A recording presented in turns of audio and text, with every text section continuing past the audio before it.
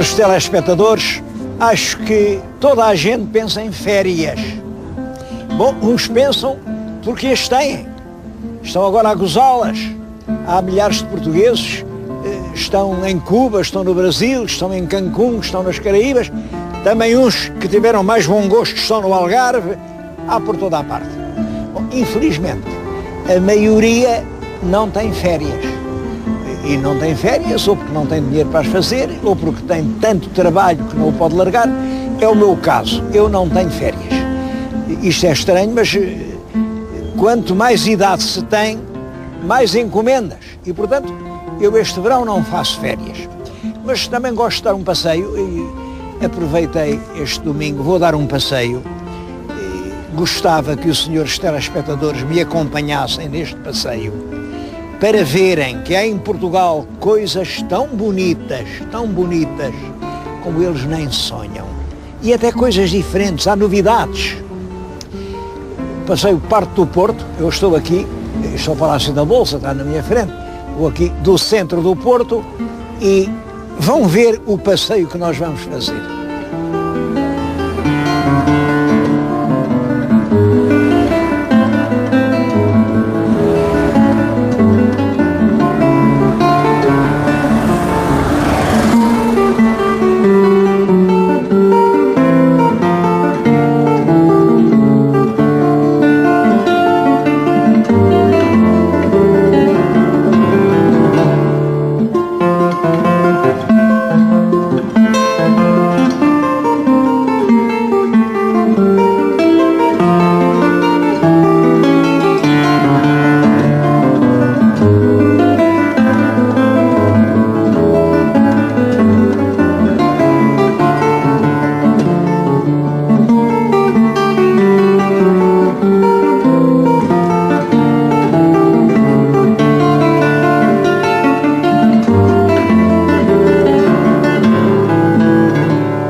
O objetivo do nosso passeio era a cidade de Lamego. Lamego não é das terras mais conhecidas em Portugal, mas posso assegurar-lhes que é das terras mais bonitas. Fica numa região montanhosa, predestinada, uma região com uma importância histórica enorme. Olhem, era nestas serras, nestas encostas, que se começou a criar um vinho muito bom, que eles levavam até lá abaixo à régua.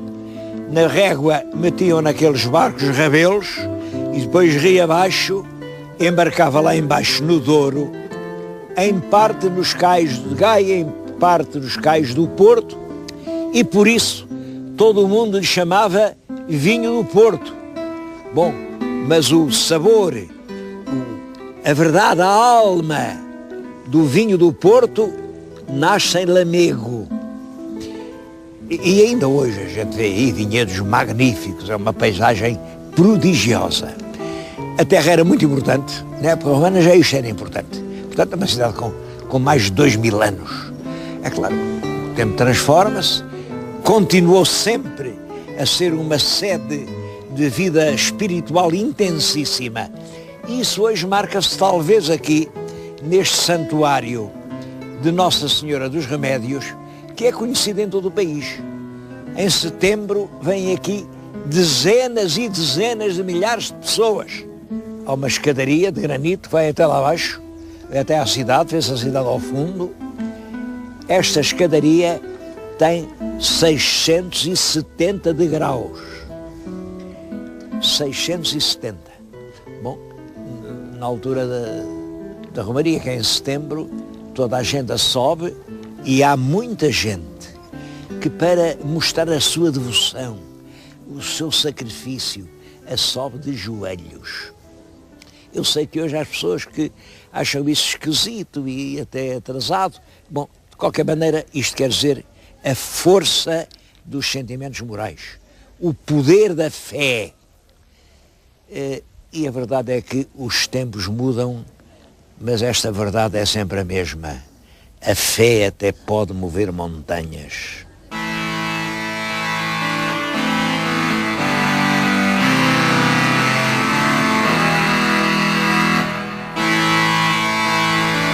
Mas não é só a Senhora dos Remédios. Toda esta cidade de Lamego é uma espécie de sacrário de monumentos sobre todas as épocas da história portuguesa.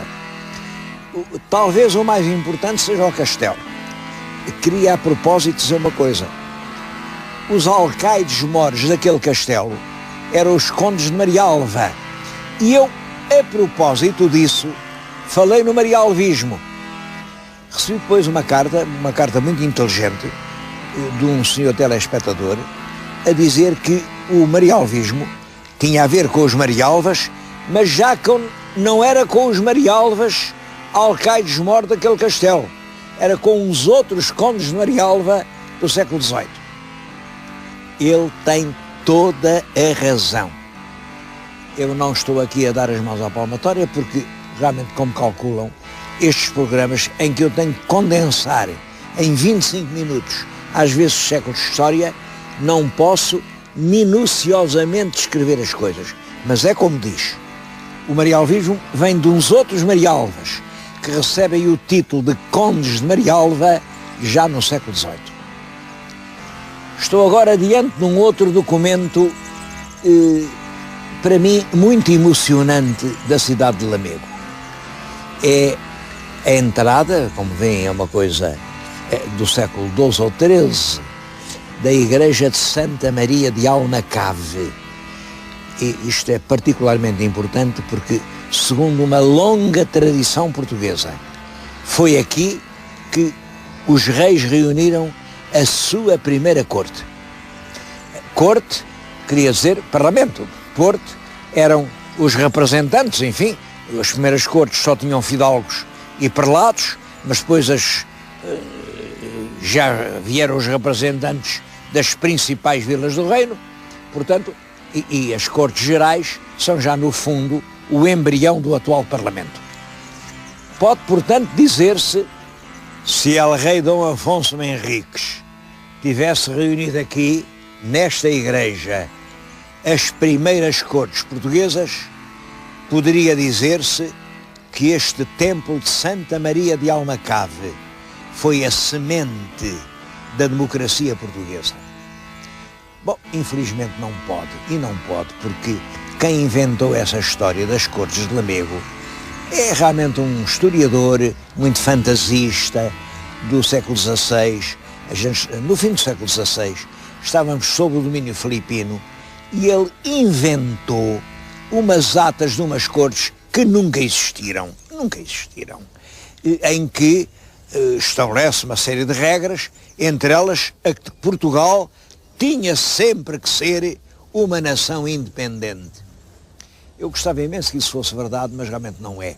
Essas atas são falsíssimas, o Alexandre Herculano demonstrou isso completamente.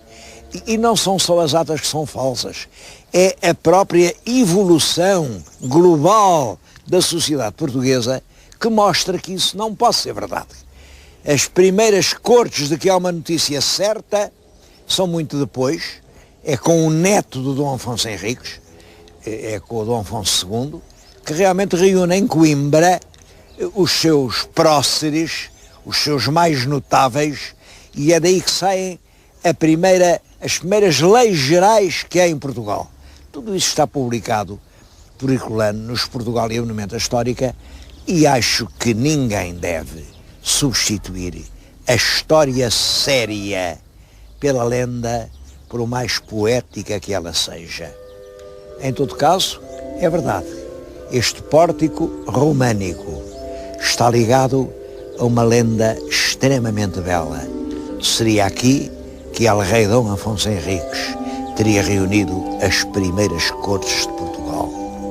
E só para ver isto, valia a pena termos vindo a Lamego. Mas aqui há muito mais coisas para ver.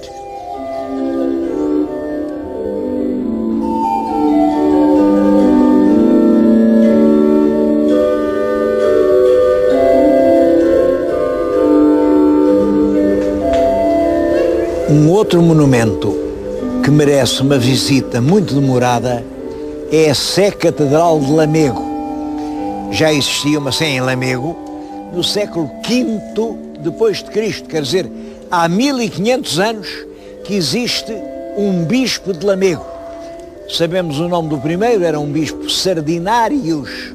Portanto, é uma das sés mais antigas da Europa.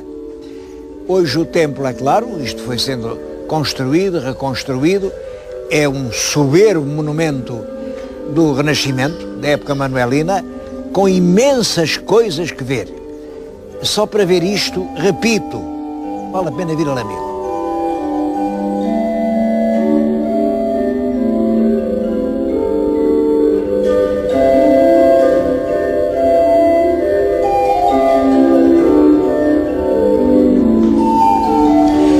Há muitos outros monumentos para ver em Lamego, que realmente devia ser declarada cidade-museu.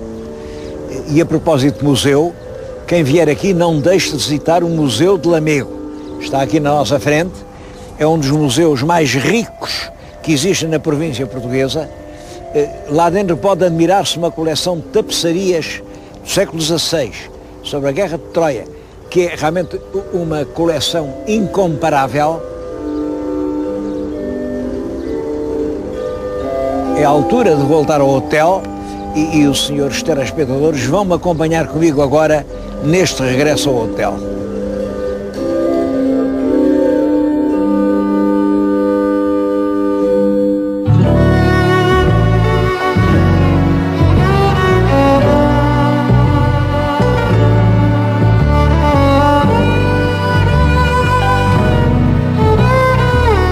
Porque o hotel em que eu estou instalado é um navio, é um bonito navio, muito jovem. Este navio acho que tem 1 mês de idade e um navio que a mim, enfim, me emociona e enche de orgulho, porque é um navio inteiramente desenhado, planeado, construído em Portugal, nos estaleiros de Viana do Castelo. Um navio para navegar aqui no Rio Douro, navios para este turismo fluvial. Isto também é muito importante, porque turismo fluvial era uma expressão, eu recordo-me ter lido isto num livro do Dr. Nunes Barata, de 1951, como pode ser que no futuro venha a haver, bom, nessa altura não havia nenhum turismo nos rios portugueses. De então para cá, e que desde há menos de 20 anos, começou aqui no Rio Douro, com um êxito tão grande, que nesta altura há 15 empresas. Não me souberam dar números muito rigorosos, mas mais de 1 milhão de pessoas, já fizeram esta viagem, subindo ou descendo o Rio Douro, e esta é realmente uma viagem inesquecível. Estou a falar nisso porque agora que são férias, há tantos portugueses que ainda não conhecem esse encanto. Vale a pena refletir um pouco sobre o turismo em Portugal. Eu vou aproveitar o resto da viagem daqui até ao Porto e vamos falar um pouco de turismo.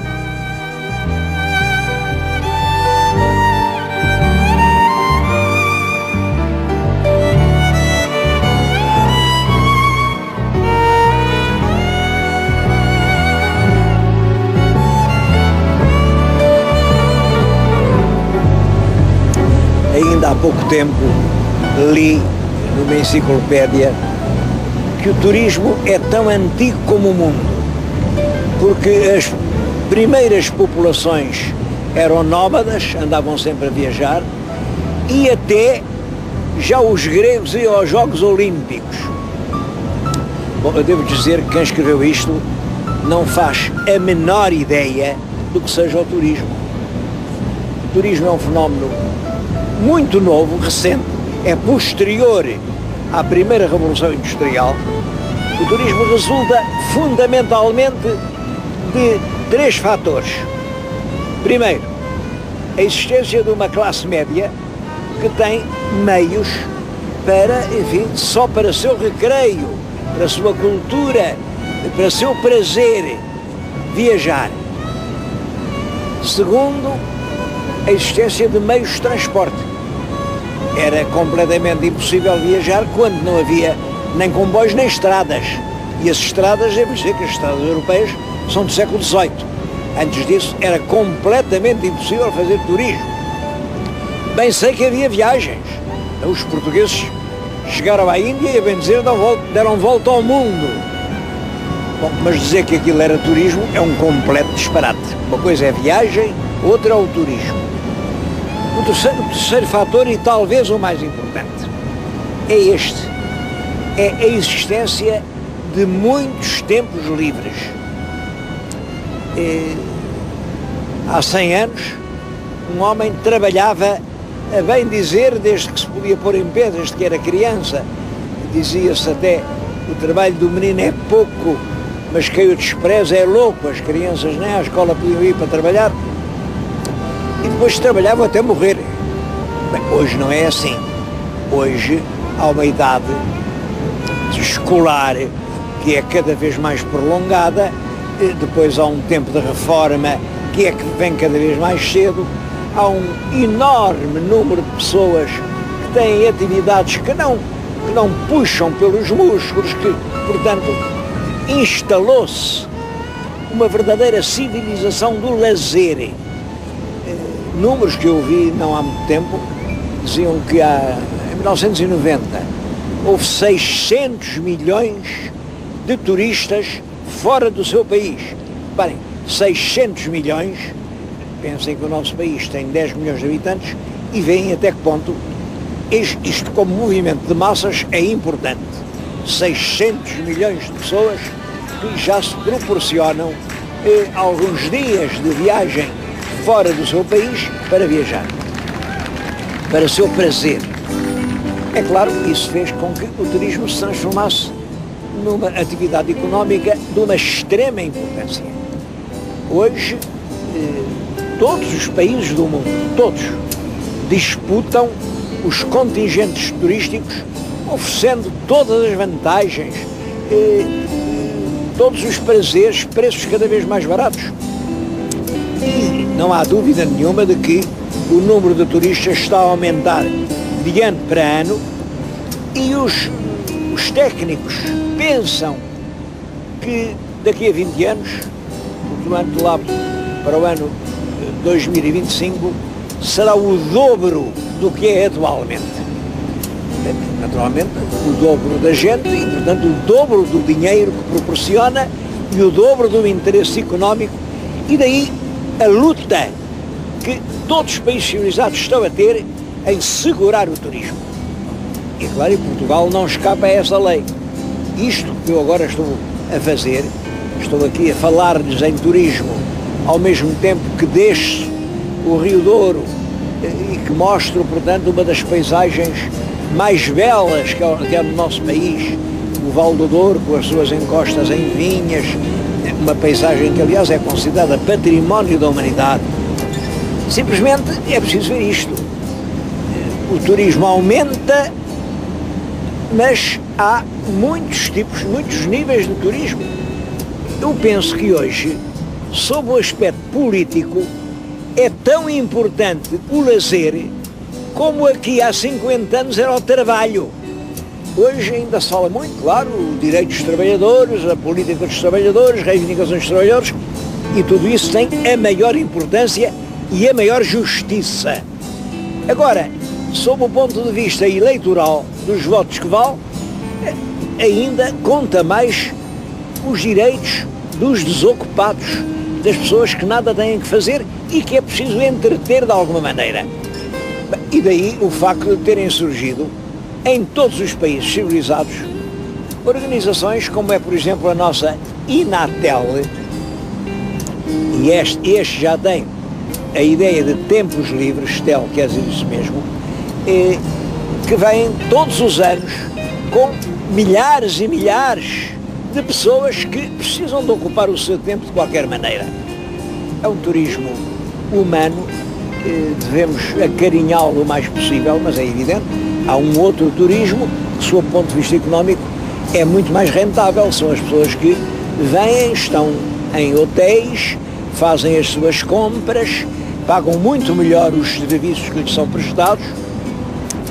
Bom, e aí, esse é que é o problema português. Qual é o turismo que nós vamos receber? Bom, é o que merecermos. cada país tem uma certa oferta turística. Portugal tem uma boa oferta turística. Temos realmente um clima magnífico. Quando na Europa tudo é nevoeiro e gelo, já aqui é uma primavera cheia de sol. Temos um verão acariciante, temos praias luminosas, temos paisagens soberbas, temos tudo, e temos sobretudo uma população afetuosa, que trata muito bem quem vem de fora. Tudo isso é realmente muito importante. Bom, mas há outros aspectos em que eu penso que nós nos temos distraído. Por exemplo, há bocadinho disse, o turista vem, compra tudo o que pode, mas digam-me lá, e o que é que ele vai comprar em Portugal? Quais são as lembranças turísticas que, é evidente, há sempre uma boa garrafa de vinho do Porto, é evidente, há sempre uma boa peça de Loiça das Caldas, há sempre um bom cristal de Alcobaça, há sempre uma joia, uma peça de prata, claro que há. Em todo o caso, as nossas lojas de artesanato estão muito longe de corresponder ao avanço que o turismo deu. O que é que podemos ver numa loja de artesanato?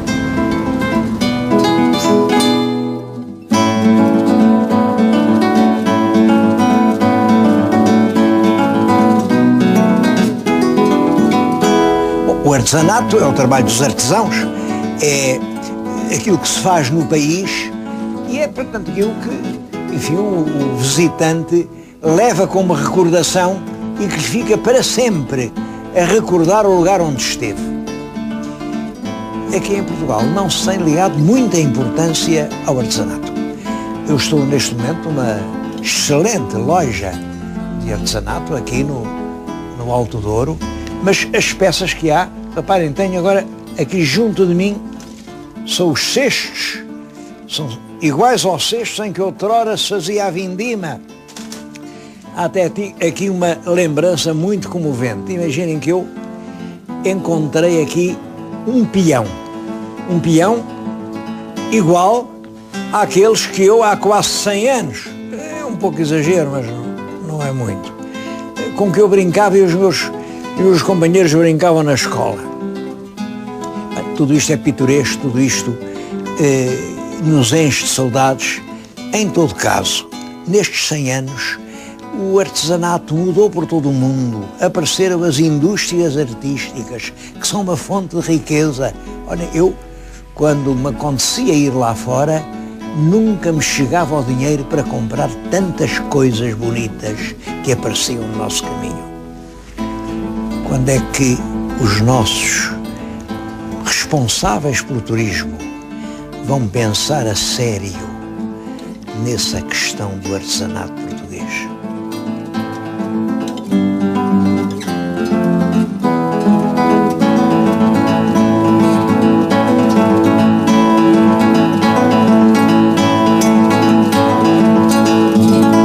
É evidente que essa questão do artesanato é apenas um pequeno pormenor das grandes questões turísticas.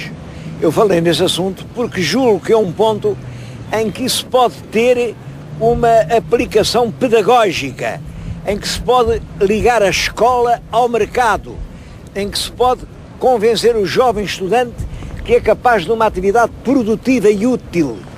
Bom, mas há muitos outros aspectos mais importantes, a começar pela própria organização geral do turismo. Como sabem, nós não dispomos de um plano do turismo nacional. Não. Há regiões, cada região tem o seu plano, mas é claro, tem o plano, mas não tem meios. Se há regiões com alguns meios, que é o caso ainda do Algarve, que mesmo assim se queixam de que não chegam os meios para a propaganda indispensável, há outras regiões em que os recursos locais não dão para pagar ao pessoal. Depois há também o problema da competência. As regiões de turismo não se podem sobrepor à competência das câmaras municipais. Bom, o resultado é que não há órgãos que promovam realmente um turismo à escala que hoje as condições do mundo exigem. Bom, mas há uma outra questão que é esta. É que aquela ideia antiga do princípio do século XX e que dominou todo o século, podemos dizer, do turismo, do descanso, da barriga para o ar, apanhar sol na praia, o turismo do não fazer coisa nenhuma, isso também está a passar a um segundo plano. E há uma razão, é porque outrora o turista vinha descansar de muitos meses de trabalho e hoje há muita gente que procura vir descansar de muitos meses de descanso. Daí a importância cada vez maior do turismo ocupacional, do turismo em que se faça alguma coisa. Por isso, as atividades desportivas, como o golfe, o ténis e outros, ou os esportes aquáticos, a pesca, tudo isso tem uma importância cada vez maior. As pessoas gostam de ir para um sítio onde tenham de fazer aquilo que gostavam de fazer. Gostariam de ter feito todo o ano, mas não podem. Olhem, estes hotéis flutuantes aqui, até à Raia de Espanha, são uma forma inédita, nova de viajar, e daí o extraordinário êxito que estão a ter. Bom, mas há outros aspectos. O turismo cultural. Penso que isso para Portugal é muito importante. Muito importante. Primeiro, temos realmente uma história ímpar para contar. Nós tínhamos a possibilidade, por exemplo, olhem, eu tenho dito isso tanta vez, temos castelos medievais onde podíamos passar os diplomas de cavaleiros andantes com escolas de equitação, com cursos rápidos, podíamos passar os diplomas de pilotos moros das naus da Índia, coisas que nunca tenham lembrado a ninguém e que fosse preciso vir a Portugal, aqui, olha, aqui mesmo, aqui neste Val do Douro, abrir uma garrafa de vinho com muitos anos e passar o diploma de que o Sr. Fulano de Tal esteve aqui e bebeu esta garrafa, que é única no mundo. Tudo isso são inovações que o nosso turismo tem que percorrer. Mas sob o aspecto cultural, há uma coisa extremamente importante. É que nós temos uma riqueza, não é ouro nem é prata, não é petróleo, não, mas temos uma riqueza, que é o falar português. Nós é que somos realmente os depositários desse tesouro que é a língua portuguesa, a língua de Camões, que hoje é falada numa tão vasta parte do mundo. Ora bem, cursos de língua portuguesa, de cultura portuguesa, de ensinar a falar o português. Recordo-me que há muitos anos, conheci uma grande atriz portuguesa, Esther Leão, que foi acabar a sua vida no Brasil a ensinar a pronunciar o português.